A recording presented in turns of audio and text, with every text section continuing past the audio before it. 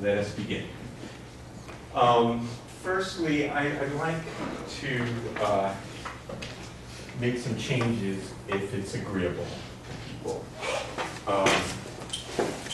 Firstly, well, let's talk about this first. Our problem session is currently scheduled at 12:30. Would it be okay if we moved it up a half hour? No. Because? Because I have a TA session before that. We have a TA session before that. But if we do this, the reason for doing so is that as you, I wonder, I think you probably have all received the message from Lee Norris, who is on the search committee for a new faculty member, and we're having a meet the candidate with the students from 115 to. Oh, just for 1 week? No, it's for 6 weeks, because we have 6 candidates. Oh. I mean, 6 finalists for 1 position. This is otherwise, I mean, we can leave it alone, but then you guys won't get to go to that. So that is, does anyone else have TA conflicts at that time? Or is it just one person? Lewis. Life is hard. So this is what we're going to do. We're going to move to new. Okay. All right. The other question, this is more flexible, is my office hours, which I would like to move to later time. Because it would just be more convenient for me. Is that okay? That's one flexible will be available. Okay.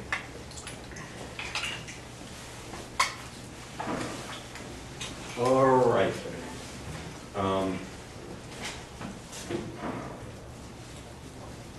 Let's see.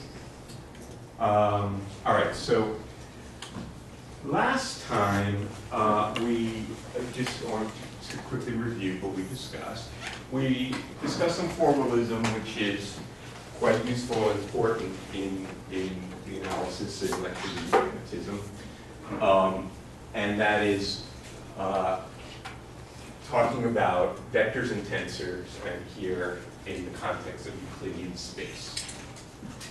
And the way vectors and tensors are defined is in terms of their geometry.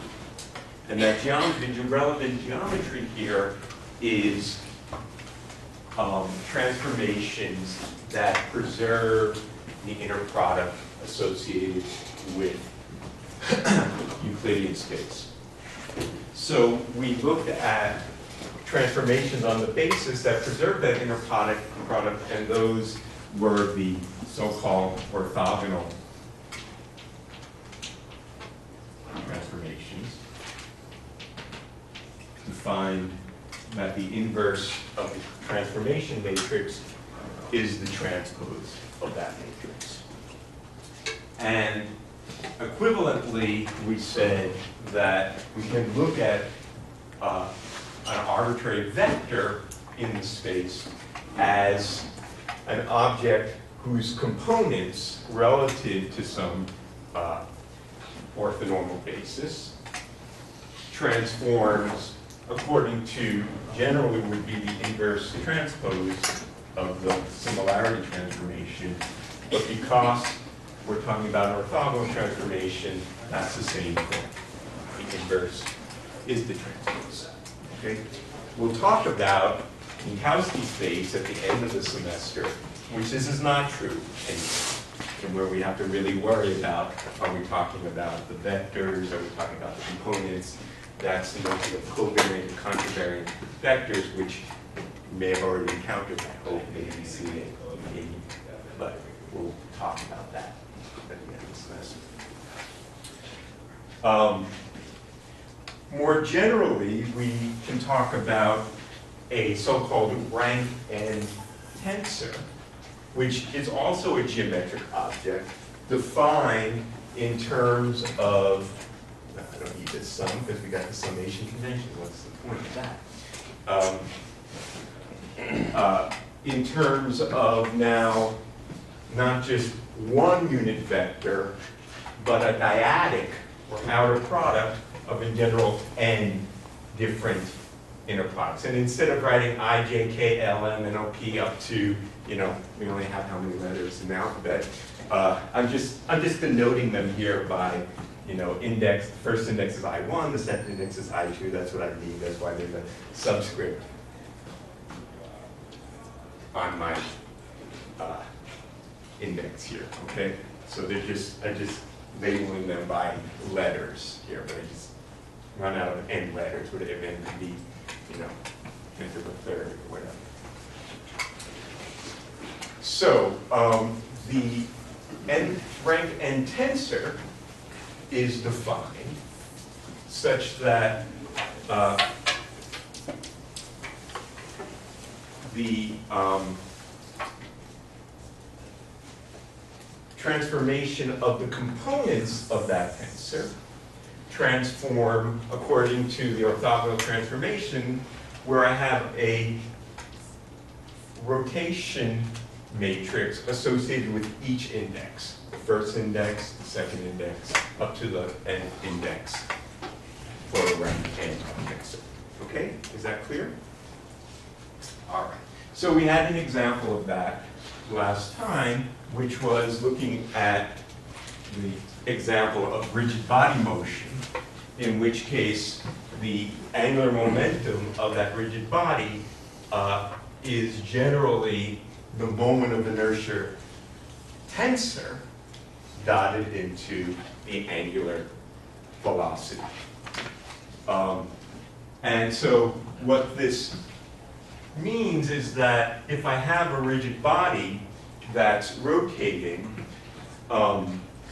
the direction of the angular momentum vector associated with that body is not necessarily in the same direction as the angular velocity vector of that rotation. Of course, if I'm along one of the eigenvectors, well then it is. So if I have a cylinder and it's rotating around one of its primary axes, well then the angular momentum is along the same direction as the angular velocity. But if I have that, that object rotating some other direction, well then the angular momentum of the object is not necessarily in the same direction as the angular velocity, if it's not one of the so-called principal axes, which are the eigenvectors of this matrix. Okay? So typically we, most of the time if we're dealing with tensors, we typically don't go beyond rank 2, but that's not always true. I mean, there are higher rank tensor objects that play a role. But in the context for rank 2 tensors, they themselves, their components are quite often arranged in a matrix. So we often think about a rank 2 tensor as a matrix in the same way that we think about a rank 1 vector as a column vector. Beyond rank 2, well, we kind of run out of paper. All right. So let's see. Now let me just say a few more words about tensors.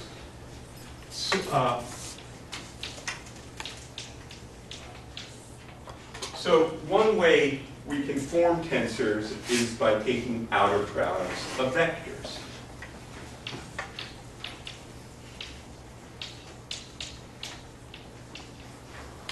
So if I have two vectors, u and v,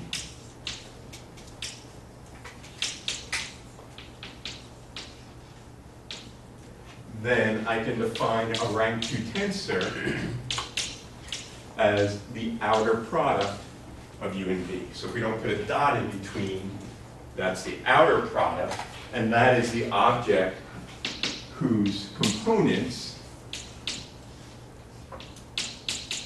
are given by the product of the components with I and j chosen independently from 1 to 3.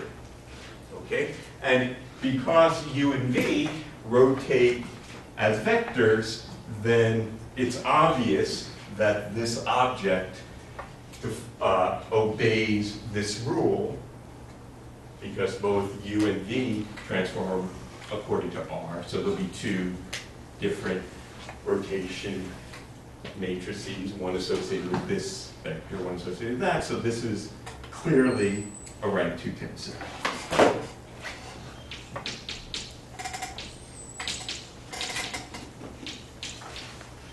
And more general, so for example, I might have a rank 3 tensor if I define that as the outer product of 3 vectors. Yes? And the outer product and the tensor product are the same? Yes. Okay. Kronecker product, they're all the same thing. They have to be different names for the same. Okay. Thanks. Right. Now, one thing, that one piece of notation that I wanted to mention is the notion of contracting indices.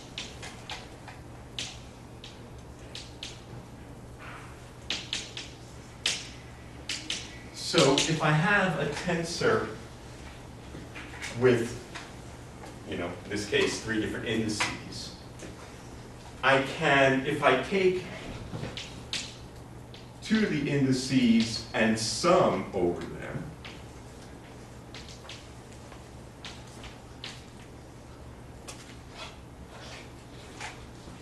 then the resulting object is a tensor with a reduced rank. Reduces the rank by 2. So this is a rank 3 minus 2 equals 1 tensor, which is a vector. And that's clear in this case that that does indeed, the object that I obtain by contracting 2 of the indices is indeed a vector in this case, because if I look at this particular case where this tensor was created out of the outer product of these 3 vectors, well then contracting these 2 indices is in fact the inner product, right? I took an outer product and I turned it into an inner product by contracting the indices, because UV, sum over I, is the dot product between U and V.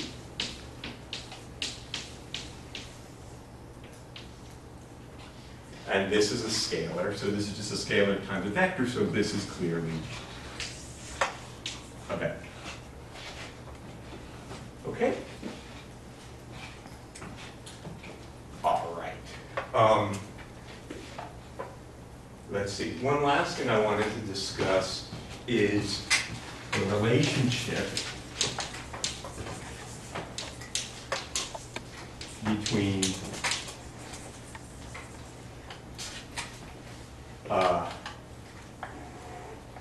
cross products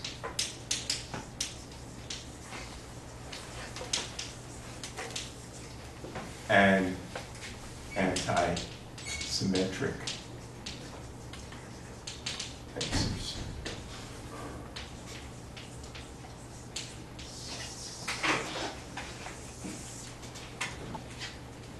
Right? So,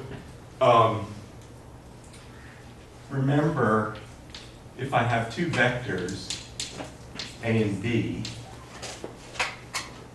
and I want to know what is the ith component of that, the resulting vector, pseudo vector sometimes said, because of course it only is conserved under rotations. If I have a inversion of the right-hand coordinate system, it's negative itself, that not so important for us, but just a little aside.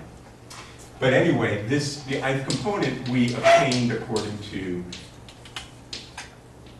the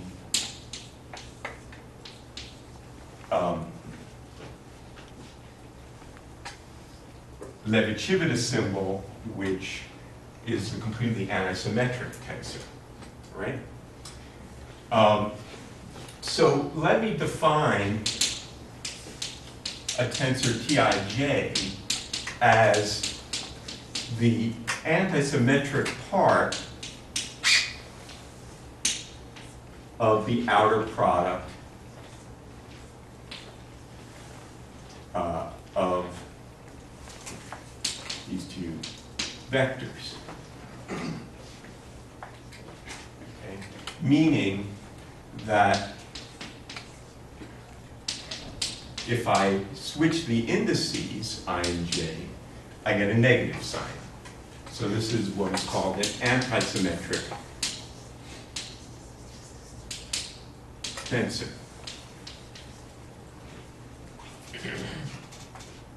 So wouldn't that be twice the antisymmetric part? It's not really the anisymmetric part in the, I'm just defining an anisymmetric tensor. We could put a half in there. You're right, if I wanted to take the anisymmetric part, that's what's the symmetric part, I typically would define it with a half. But it's not so important. Let me just define this tensor this way. There is a relationship between this tensor and this vector, right?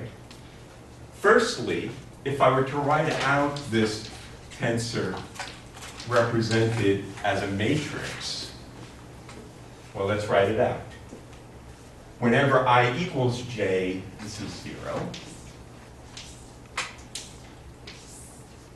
And for I not equals to j, well, let me repeat this. We have row 1, column 2.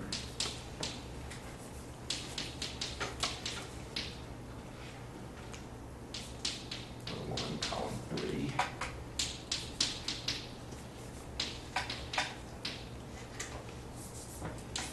We have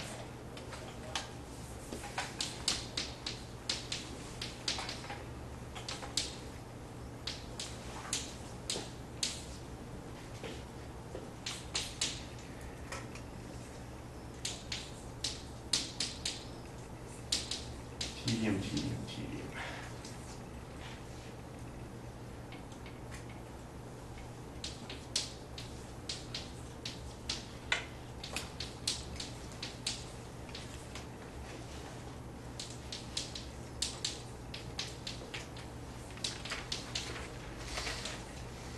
All right, I hope I didn't make too much of a mess of that, but the point is the following.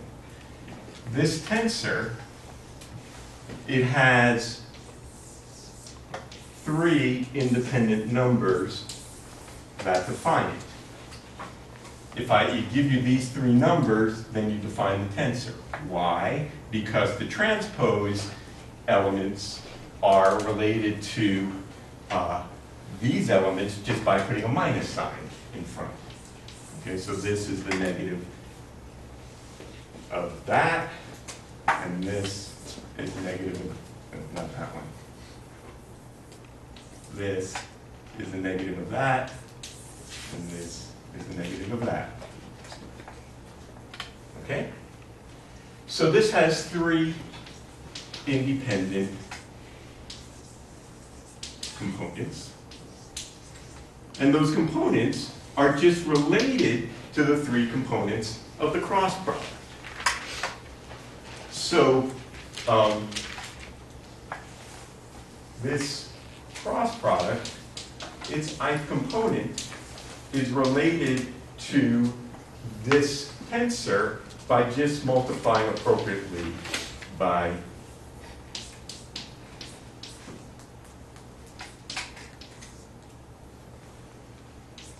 and as Ben said, I really need to throw in a half there to get that correct. Sum over j and k. So an anisymmetric tensor really has the properties of a vector. And one of the homework problems that you have this week is to look at tensors that are formed by, for example, looking at outer products of vectors and breaking them up into their so-called irreducible components. So one of the things that you find is that there's a component associated with this. Generally, if I have a tensor, say a rank 2 tensor of this form, it has 9 independent numbers representing the 9 independent matrix elements of the 3 by 3 matrix. But I can break that up into a scalar piece, which has 1 component, a vector piece, which has 3 components, and an irreducible rank 2 tensor piece, which has 5 components. 5 plus 3 plus 1 is 9. Yeah, good. Can do addition. So that's one of the things that we'll see. And in fact, this notion of the irreducible tensors will be important when we discuss the multipole moments of charge distributions and current distributions. The relationship, if you look in Jackson, for example, and he sort of just jumps in and throws out circle harmonics in defining the multipole distributions of charge distribution, but they are intimately related to these so-called irreducible components. And that mathematics is something we're going to need to study a little bit more when we get to that. All right? Okay. So, let's see.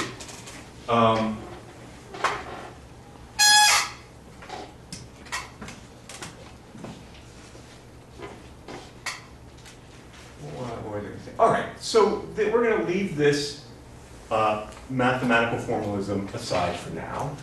We'll be using it throughout the semester, get more practice doing it.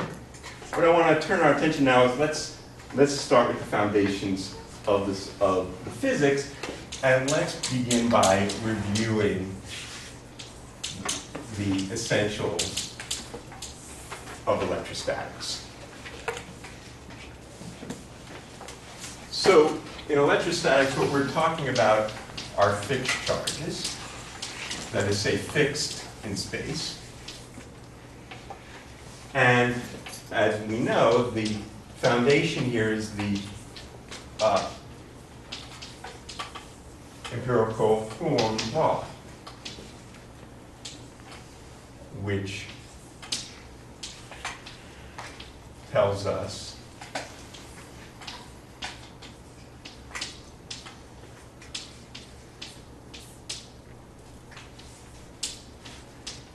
that the force on charge 2 due to charge 1 in Gaussian units is the product of the charges divided by the distance between them squared in the direction between those two charges. And since our unit vector is the vector divided by its magnitude, we often write that as, let me keep my notation straight, we're going to call these things x, so that we can write all the components. X2 cubed, x2 minus x1. Where all I did here is write the unit vector as a vector over its magnitude. That's why there's a cube down there. Okay? Of course, because of the linearity of the vector space, we have the principle of superposition of forces. So if I have a bunch of charges, and I have some particular charge of interest, which is at the observation point x, and there's some particular, a whole bunch of different charges, and let me call in the notation that this is q sub I, q sub j. The positions of those charges we'll call prime. This is the position of interest. So the force on charge Q here is equal to the sum over all those charges, Q I x minus x prime cubed x minus x prime. Just superposing this, where this is the particular charge of interest. And as we discussed, we know that it's quite useful to express that force in terms of the local electric field produced by all of these charges. So these charges produce a local field, E, at the position x. And the force on that charge is Q times the local electric field. So that the local electric field is the sum over all the charges, Q x minus xi, so also be sub I, over the magnitude x minus x prime sub I cubed.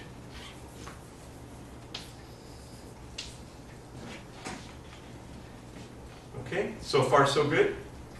So a collection, we recall, a collection of charges are the source of the electric field. All right. So, of course, we quite often think about a continuum charge density, even though, in principle, the elementary particles are thought to be point particles. In some coarse graining, we imagine this to be a smooth jelly of charge density.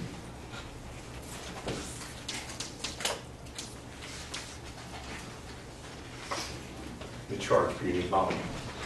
So, in this continuum picture, our electric field, we imagine some jelly of charge, and I'm curious to know what is the electric field. Here's my origin. Here's the position of the observation.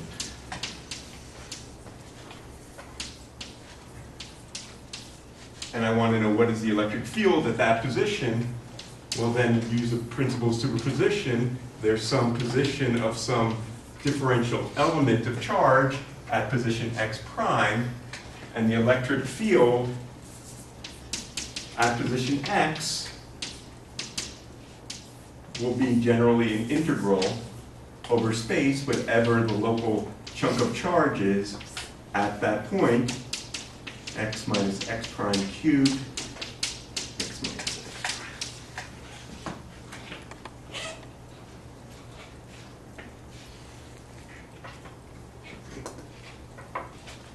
Integrated over the charge distribution. And as we just discussed over here, if I think about this as we often write our little elements of charge in terms of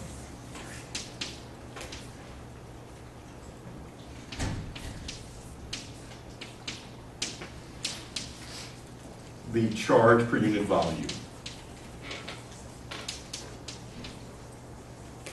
So that this expression is written as integrated over all the sources,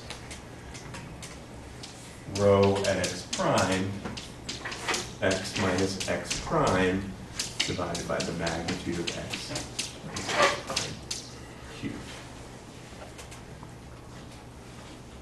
Okay, so this is the convention these are the conventions we will use, where the positions of the sources, this is the source of the electric field. The positions of those sources are denoted with the prime variable, and the position of observation is denoted with no prime. Okay? So we're integrating over the prime variables, and we're left here with the electric field at the position of observation. Of course, sometimes we think about the charge as concentrated, not in three-dimensional volume, but say on a surface. And so we often think about a surface charge density, which is the charge per unit area, or charge concentrated on a line,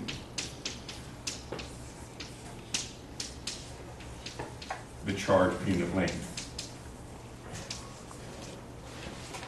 Okay.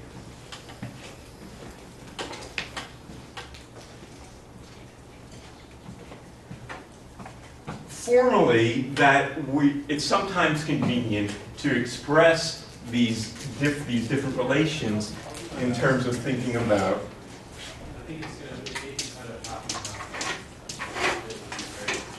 the Dirac delta function.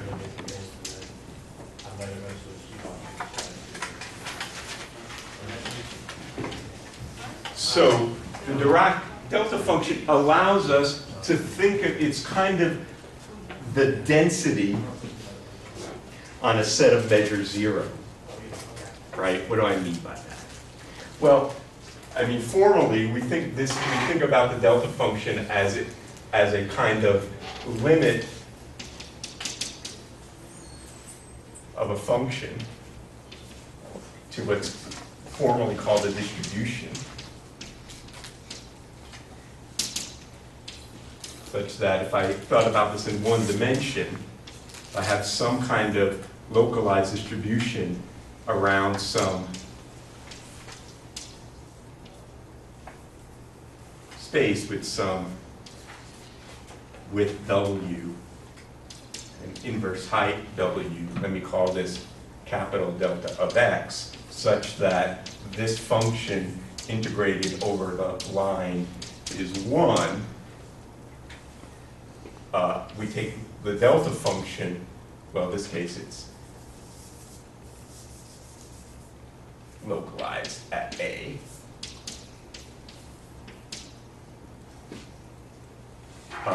The delta function localized at A is this limit as this width goes to 0.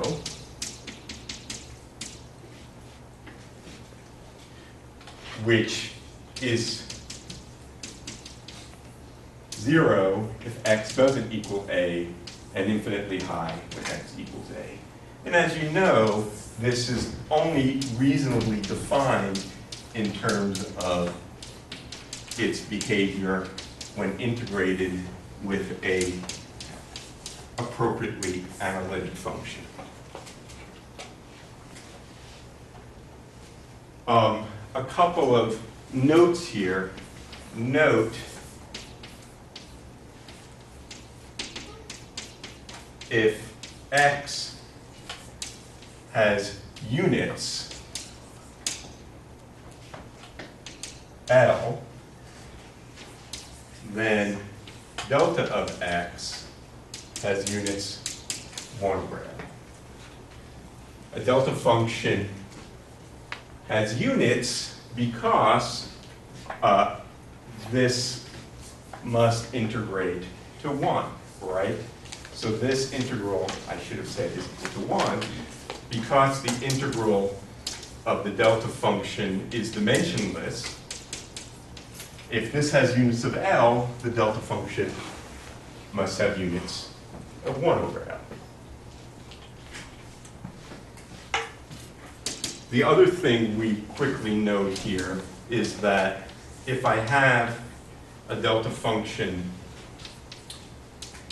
where I've scaled x by some constant k, then I can do a change of variables here.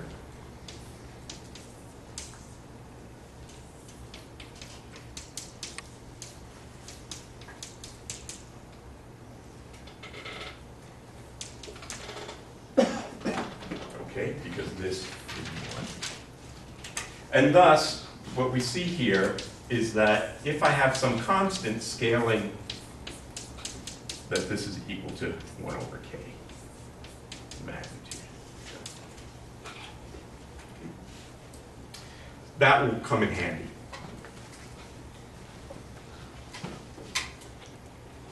Of course, if we want in higher dimensions,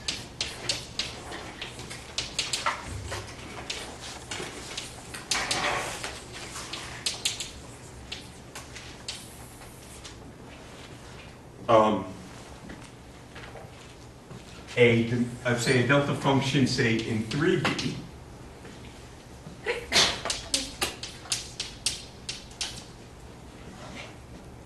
is defined as the product of the delta functions associated with the 3 Cartesian components.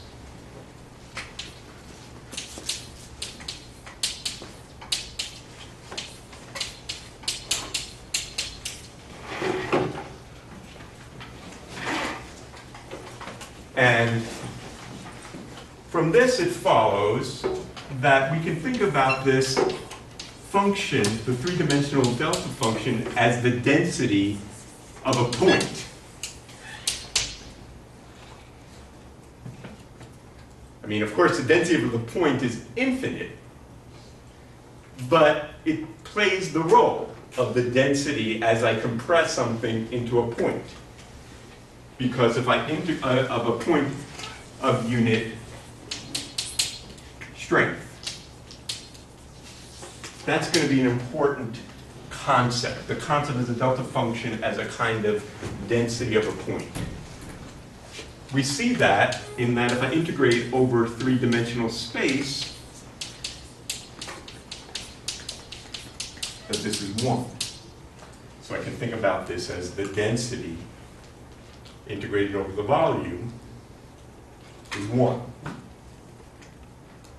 So from this we see that if I have a point charge, Q, localized at position x prime, if this is the origin, and I want to know what is the electric field at position x, well, formally, I can express that in terms of the delta function, because the general expression we said was I integrate over whatever the charge density was.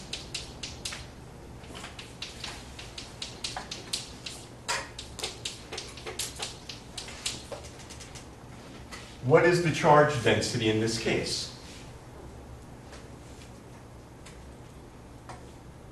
Anyone have a guess? We're talking about a point charge localized at x prime. So what is the charge density? Well, it's 0 unless x equals x prime. And then it's q over infinity when I'm at x prime, because this is all the charge concentrated into volume, which is 0. So charge over 0 is infinity. So this is q times the 3-dimensional delta function localized at x prime. Okay? Let's call this x prime a. It's this is a dummy index, so let me call this that particular point x prime a. So now I plug that in here. I'm integrating. So I should write it that way. Where x prime equals x prime a, it's infinity. I integrate over x prime. This is 0 unless x prime is equal to x prime a. So this then is equal to q x minus x prime a divided by the magnitude which is what we expect. That's what we had from a single point charge. So the delta function formally allows us to express the superposition principle for objects that are not necessarily distributed continuously on three-dimensional space, but have discrete aspects of them.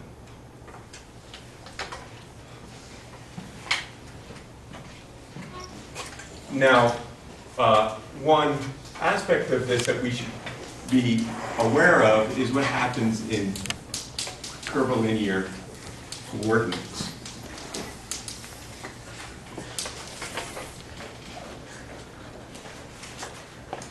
What I mean by that is,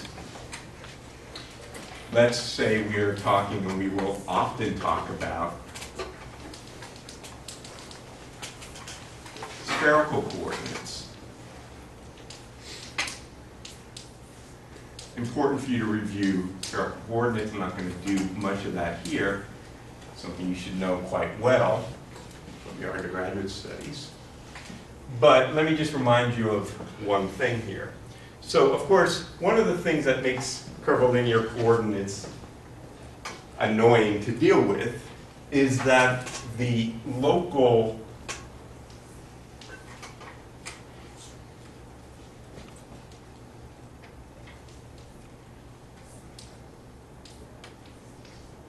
basis vectors associated with those curvilinear coordinates are position dependent.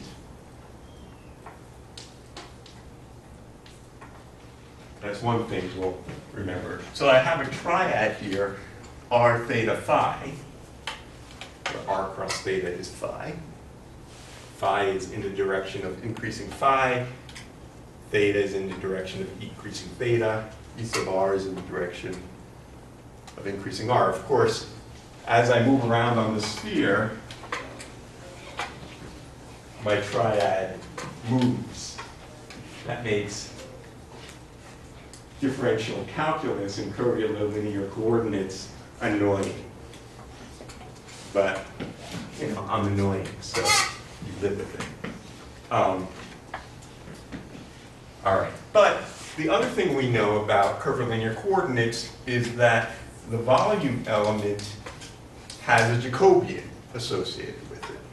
So there's some length associated with a little change in r. There's some length associated with a differential length change in theta. And there's some length associated with a differential change of phi.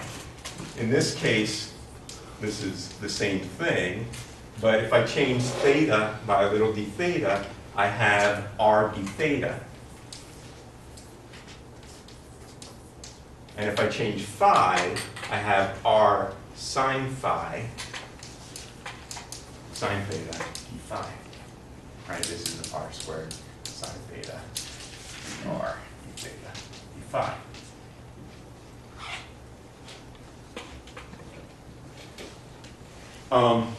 Because of that, if I wanted to write the delta function in spherical coordinates rather than Cartesian coordinates, I need to take into account these different Jacobian factors, according to the same kind of rule that we had over here, because those Jacobian factors pre-multiply a dr or a d phi or a d theta.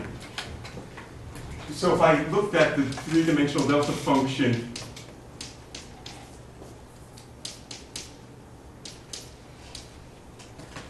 where there's a r theta and phi associated with that position, and an r prime, theta prime, phi prime associated with that position, well then,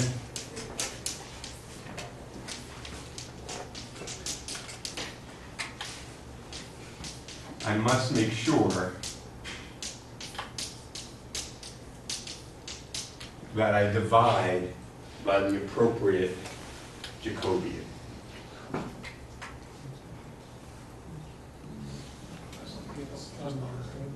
Indeed, r minus r prime, pardon me. Okay. All right.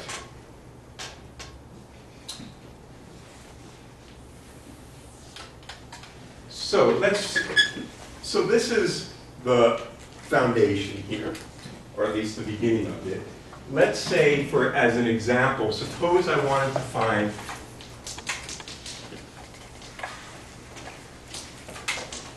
the electric field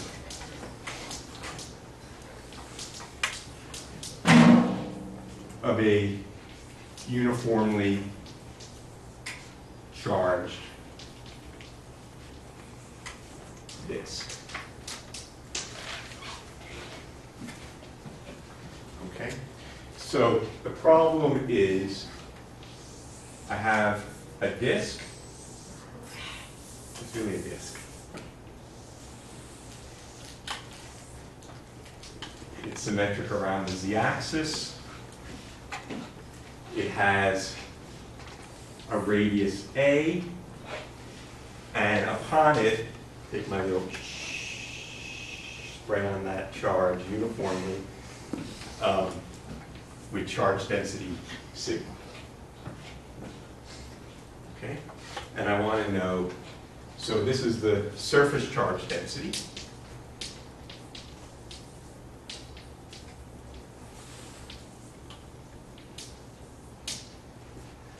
If there's a total charge Q, then sigma is equal to Q divided by the area of that disk, pi a squared. Okay? So the question is, what is the electric field associated with that charge distribution? Now, that's actually not an easy problem. At least to find it everywhere in space, be kind of messy. Probably Jackson has it. I think probably problem 1.2. You know, this one function, we'll get to that. But the point is, we can at least find what the electric field is on the symmetry axis. And symmetry, as you know, is such a powerful principle in physics. Whip it out anytime you can, use symmetry. Got my symmetry. Ready to go. All right? So, what can we say, given my lovely drawing of the disk, about what is the direction of the electric field on the symmetry axis? It's in the z direction. It has to be. What other direction could it be in? How would it know to tilt this way versus that way if there's no difference between them? It has to point in the z direction. Otherwise, there's nothing that tells it lean this way versus that because it's symmetric. So we know the electric field, whatever we get, if it's on the z-axis, it only has a z component and nothing else. Okay? So we want to use the principle of superposition, add up the electric field, but all we need to do is add up the z component. We don't have to worry about the x and y components because once we add them up, they'll be 0. So we'll break up the disk into little rings, differential rings of charge, at some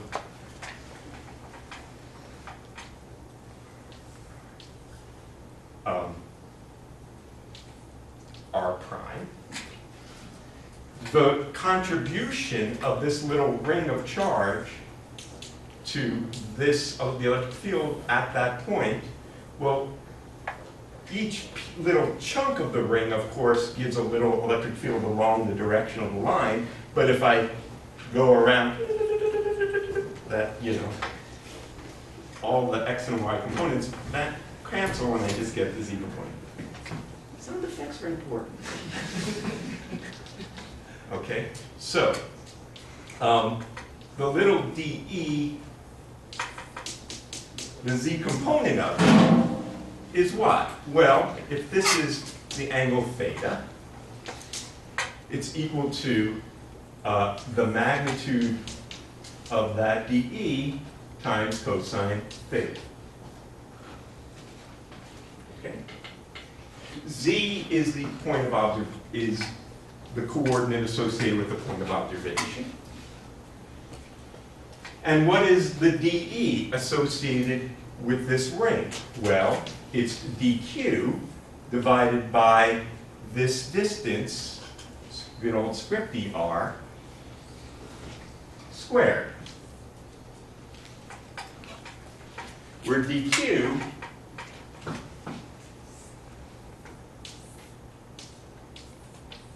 is equal to the charge in that ring.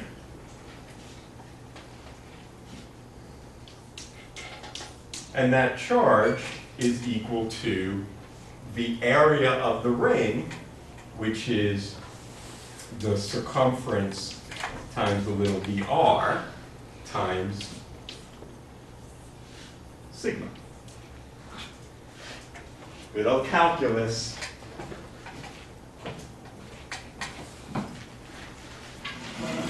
Right? So the area of the ring is the circumference times the width. All right, on to round 2. I'm going to get around 3 times. Might happen.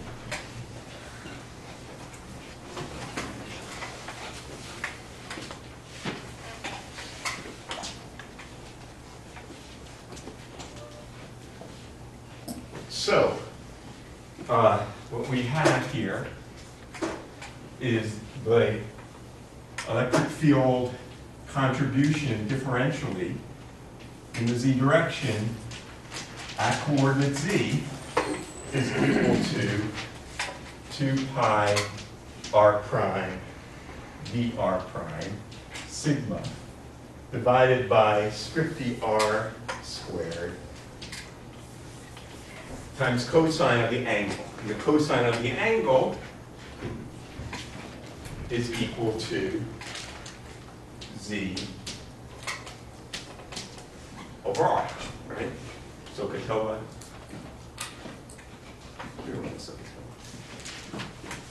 so that's 2 pi sigma z dr prime over script dr cubed, and script dr by Pythagoras is the square root of r prime plus squared plus z squared times to the power 3, or r prime squared plus z squared to the 3 halves.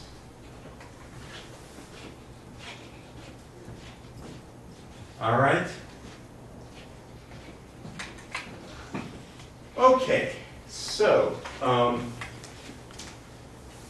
the total electric field then, its z component, which is the whole thing, is the integral over the disk of all the components. And that is the integral as the radius goes from 0 to a. Let's factor out all this stuff. 2 pi sigma z dr prime 0 to a r prime squared plus z squared to the 3 halves. Okay? Remember, z is the position, is the coordinate associated with the position of observation, and thus it is fixed and can be pulled outside the integral because we're integrating over the sources. So you got to pay attention to what's a free variable and what's a variable that you're integrating over. This integral you can do. It's just equal to, I want a better chart.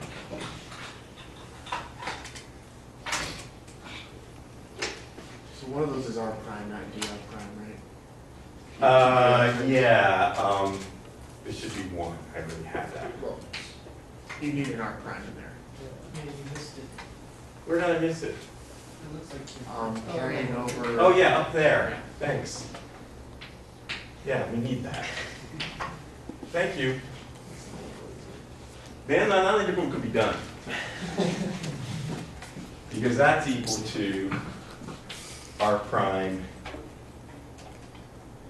squared plus v squared to the minus 1/2 power. If I take the derivative, use the chain rule, all the jazz, you get that. And that's a derivative, okay. The minus sign, sorry, probably.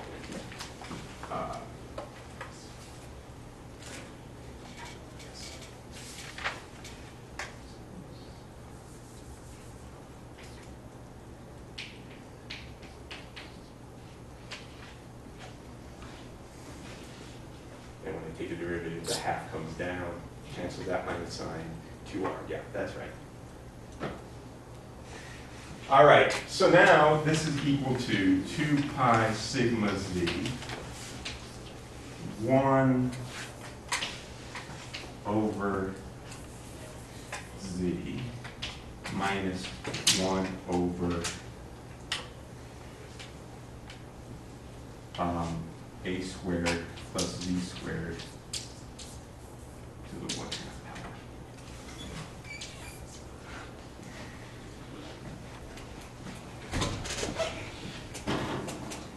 All right, so when you do a calculation like this, how the heck do you know you didn't miss your r prime when you copied it over from one point to the other and then screwed it up altogether? What do? You always check the limits. You always check the limits. At least you should know that it behaves the right way in some limiting cases. You do a calculation, you gotta do that. Otherwise, is this right? I don't know. But I do know what the limit is. And what do I mean by limit? Well, let's take the limit as z goes to infinity. What do we expect the electric field to be in this limit?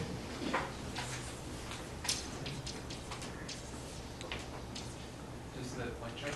Exactly. And what does infinity mean anyway? Well, infinity means something is big compared to something else. So really what we mean here is z is huge compared to what? There's only one scale in the whole problem. There's only one thing that I told you, the scale, and that's the size of the disk. So z much, much bigger than a is what we mean by infinity. And in that case, you know, we're so far away, we can't see that it's a disk. It looks like a point to me. And the electric field of a point far away is what? It's Q, it's the charge over the distance squared. That's what we expect, right? And what is the charge? The charge we said was pi a squared times sigma. So it better be the case that when we take that limit, we get this. Do we? How do you take that limit? You Taylor expand it. Now, the first thing to do when you want to take a limit is make things dimensionless, right? Because we things have dimension here. This is, you know, in centimeters, or microns, or something like that. And we're talking about something being big compared to something else. So the small parameter, if I'm going to do a Taylor expansion, the first thing to do is to re-express it in such a way that we have small parameters, so that we can do a Taylor expansion around 0. Okay? So, the electric field, if I factor out the z, which is getting really big,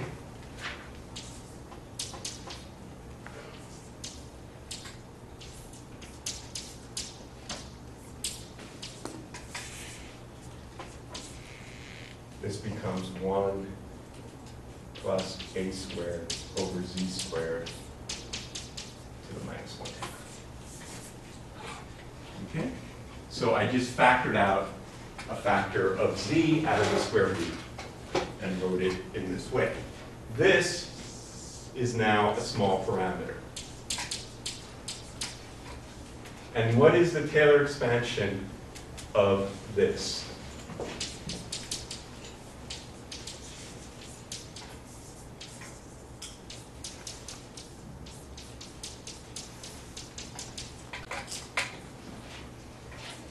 Minus a half epsilon. Thank you very much. 1 minus a half epsilon. Everyone must memorize the binomial theorem. This is binomial expansion. If I have 1 plus epsilon to the power n, the limit as epsilon goes to 0 is 1 plus epsilon, n times epsilon. Now, if you really want to go, just a little bit more, you add in the quadratic term. Maybe you think about that. But at least, please remember this. Okay? All right.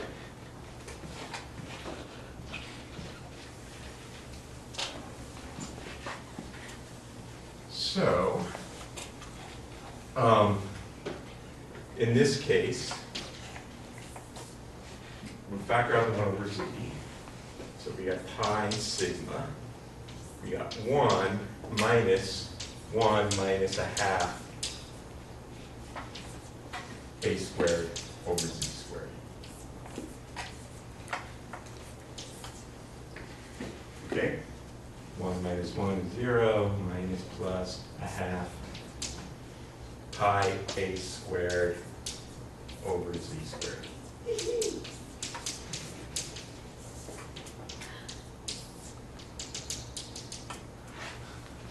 That's me.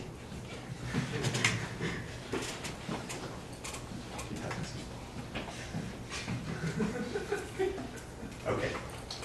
All right. Everyone should be able to do a calculation with this. All right. Now, in this case, we could at least do this part of the calculation about on the axis.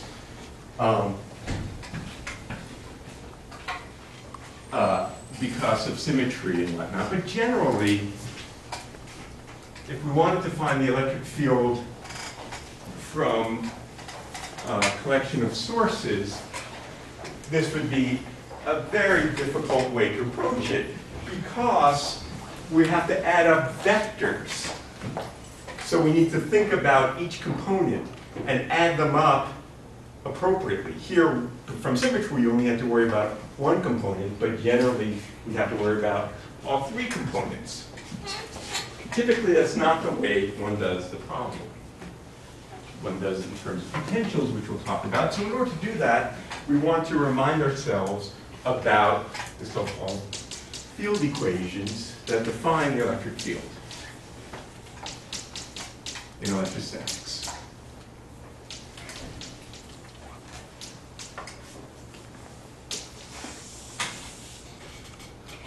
Now, as you are proving in your homework assignment this week, all fields are defined in terms of their divergence and their curl. Okay?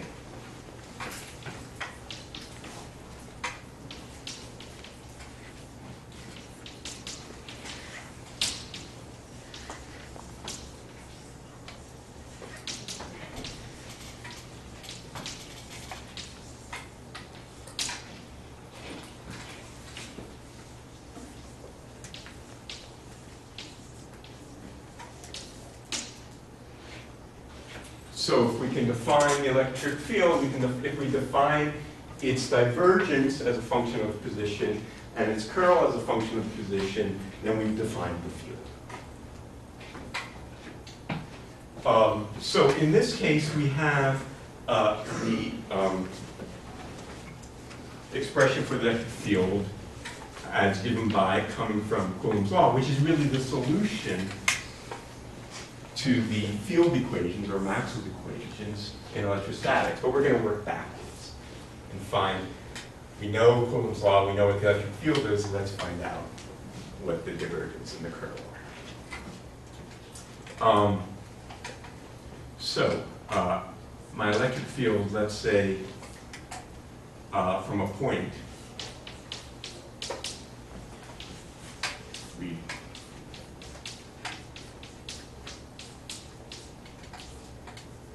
this is our expression.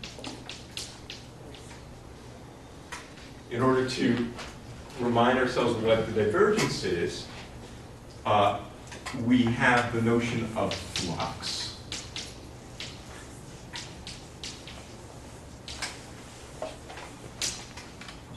So if I have some closed surface, which I always love to draw on a potato, and there's some vector field doing whatever it's doing, then the flux is given by looking at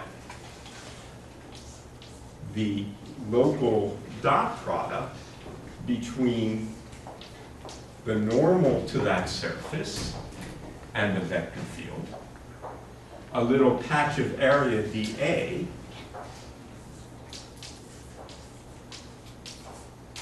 integrated over the surface. In this case, it's a closed surface. Doesn't have to be. You can look at flux through an open surface as well. Of course, we know the divergence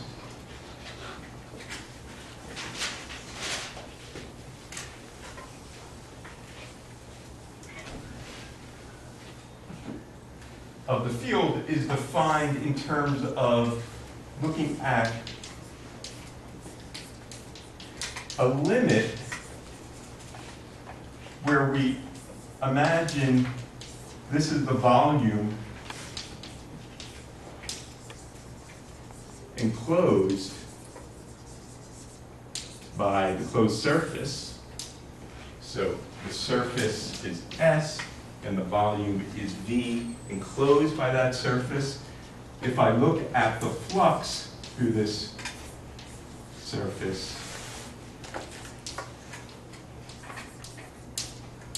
divided by the volume, that's the definition of the divergence. So divergence kind of sniffs out locally at a point how much the field is diverging from that point, which is related to what the local flux would be per unit volume out of that. Of course, we know that this can also be written in terms of the del operator,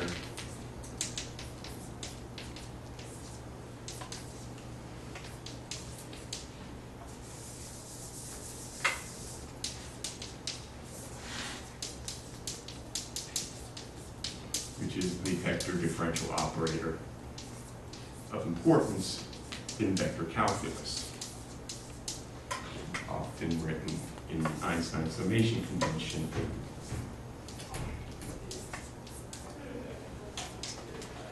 Like that, or if we are fairly lazy, which we are, we write it as partial sub I. Now again, we'll be up in more indices. We'll come to that later. All right. So,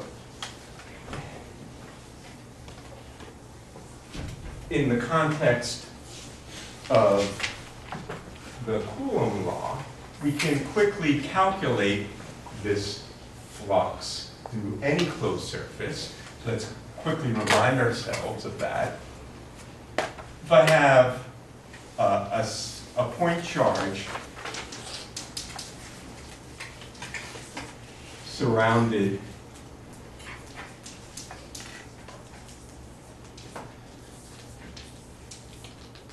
by a sphere, where I'll put the charge at the origin of the sphere.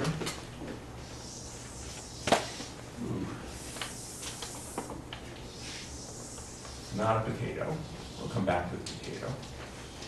Here's my charge. Here's my electric field. Coming out radially from the charge. Then in this case, the normal vector is in the same direction as the radial component, because that's the normal to the sphere. In which case, the electric field at position x dotted into the local dA is Q over R squared, and dA is R squared times element of solid angle, right? Everyone remember the solid angle? The solid angle is the three-dimensional generalization of angle. If I look at a sphere divided by the radius squared, that is a solid angle. There are 4 pi steradians in the sphere. And if I wanted, I could write this as sine theta d theta phi. So integrated over the sphere, well, of course, bring that out, and the number of steradians in the sphere is 4 pi. Famous 4 pi. So here's the 1 over 4 pi epsilon naught to get rid of that 4 pi, but we're not going to get rid of it. Okay? So in this case, with this charge at the center of this sphere, we find the flux is equal to 4 pi times that charge. So the integral E dot dA through this sphere is equal to 4 pi times the charge at the origin. In fact, it's irrelevant that the charge is at the origin, and it's irrelevant that the charge, that the surface was a sphere. As long as the charge is inside the surface, then this is their answer. And you know that if I have back to my potato, and here's my charge, and here's my little piece of the surface. This is the n, or the n hat. This is the local electric field at that position. And this is the local radius of that patch of the potato. Then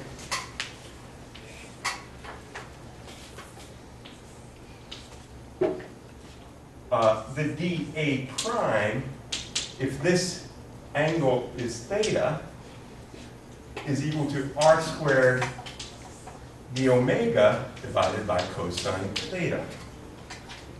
Because if you tilt the angle, you increase that little patch of area by exactly cosine theta. And E dot n hat is equal to the magnitude of E cosine theta. I don't know why I put the prime down, just call it dA. So in this case, for the potato, E dot n hat dA is exactly the same thing. It's Q d omega.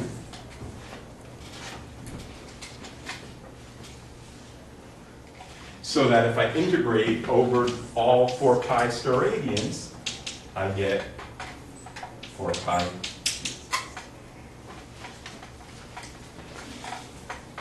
And of course, it didn't matter where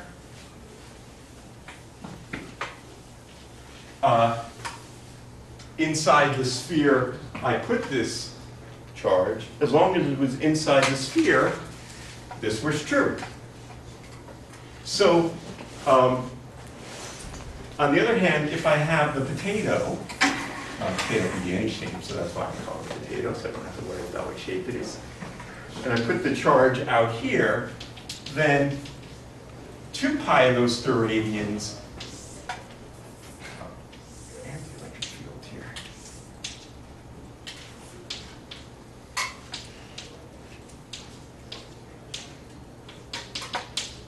are going to give me positive flux,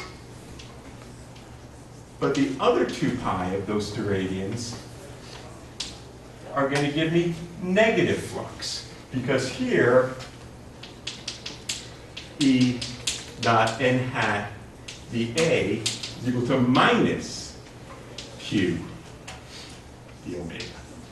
Whereas here it's plus, because this is in the opposite direction, right? I have n hat in the opposite direction. So for the charge outside,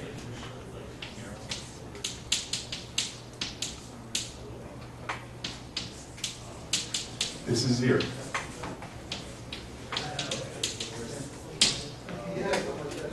And thus, we end up with the differential form of Gauss's law, which says that the flux of the electric field through any closed surface is equal to 4 pi times the total charge enclosed inside that surface. This is Gauss's law.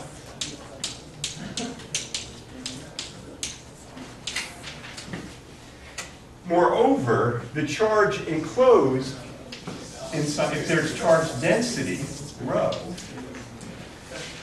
the charge enclosed is the integral over the volume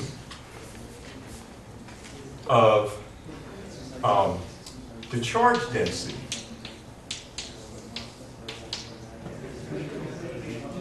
over that volume enclosed by the surface.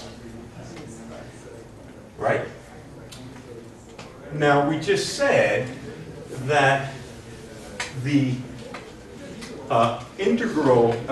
the divergence here was related to the surface area over the little. So if I rewrite this, d dot dA as the summing up all those little volumes, then we know, of course, we have the divergence theorem, which relates the flux of a field through a closed surface to a volume integral of the local divergence.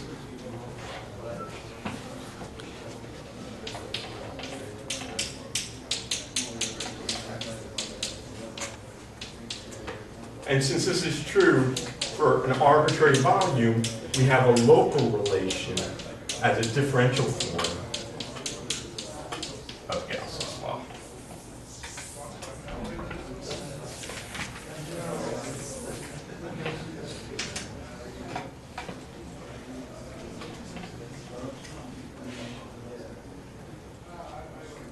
All right?